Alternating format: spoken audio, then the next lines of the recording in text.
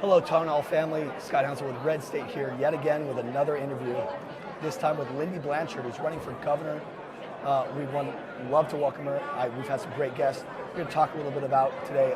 She's a former ambassador from Slovenia, and so we're going to talk a little bit about, because of the former Soviet ties of that country, we might want to talk a little bit about what's going on in Ukraine right now. So what do you feel about that? I mean, obviously having been ambassador of a former Soviet country.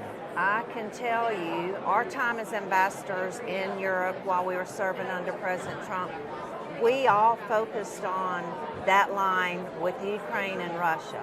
And we could see in real time, every day, where the troops were, and Trump had literally drawn a line. And they didn't dare cross that line, and it didn't happen under his watch, and it wouldn't be happening under his watch. So the way I've confronted a lot of liberals on this is I've talked to them, and obviously Ukraine's a big issue lately, and I keep saying, look at me and tell me with honesty and sincerity that you believe the same thing would be happening if Trump were president, and they can't. I can tell you it would not have happened. They feared and revered President Trump. It's a little bit of Trump's unpredictability. Yes. That made it where Putin didn't know if he would or wouldn't respond. Yes. And with Biden, he knows he won't. And that's exactly... Everyone knows. Yes, right. It's not just Russia. Right. Everyone knows. Right. It's extremely unfortunate. Talk about your time in Slovenia. How do you love the people? I mean, I traveled a lot during my grad school in Eastern Europe, Hungary, Slovakia. Tell us a little about Slovenia, what you love about it. So it's the first lady's country, and everyone is as gorgeous as she is, and the similar personalities, they're very intellectual and as well as protective, because remember, they were former Yugoslavia, so they're very protected and guarded people, but once you break that shell, they're a great group of people. They also produce a lot of great hockey players for the United States.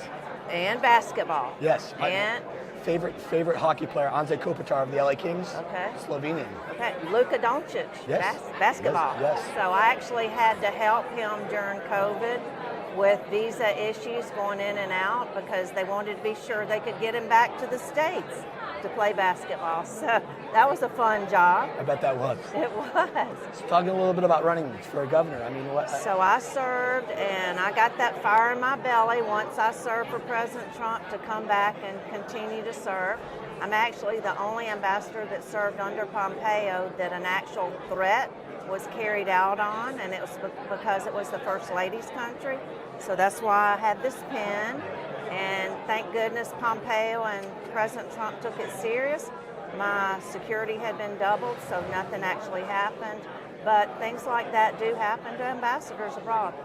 Running for governor, I've lived in Alabama my whole life, and we need a conservative governor who can be that voice and say no to mandates.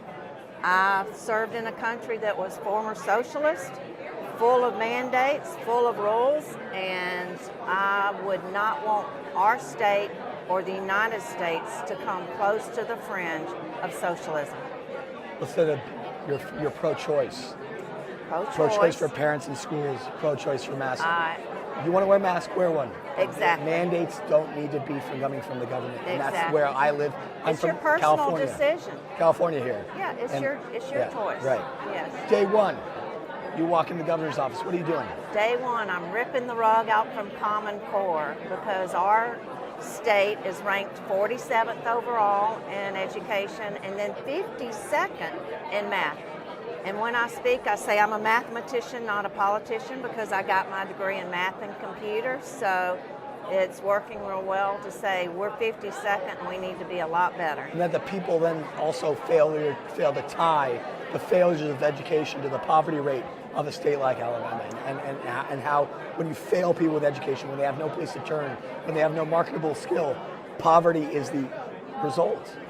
And students need hope. Right. Students in high school need hope, that know that they're not going to a 2-year education, they're not going to a 4-year education, and they need to know that they can do well on their own straight out of high school. So creating workforce development straight out of high school. Right. One of the things that I have had under my, if I were ruling, is I'd change high school from a 4-year to a 5-year. but all of high school would be compressed to 3 years. Last 2 years of high school would be a training, government job training, phlebotomy, Yes. computer science, Yes. auto mechanics, Yes. solar panel installation. Welding, plumbing, Right.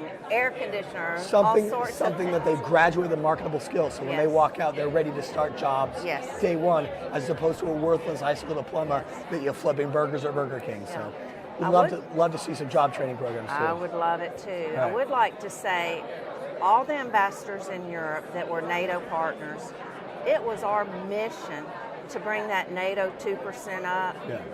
And because of that, we prepared NATO countries for this. Now, are they all 2%? No, because it's over a time frame. But we have given them a good base to go forward on. And today they're stronger than they were 4 years ago. I can tell you in my country of Slovenia, we got a cybersecurity hub for that area. We also got JLTVs brought in from the United States, from Alabama actually. So we really beefed up the NATO countries. Glad to hear that, and glad to have it. Thank you very much for your service to our country in that regard. My pleasure. Again, Thank you. very much, and we look forward to having you back soon. Thank you. Again, stay tuned for more interviews here from CPAC 2022.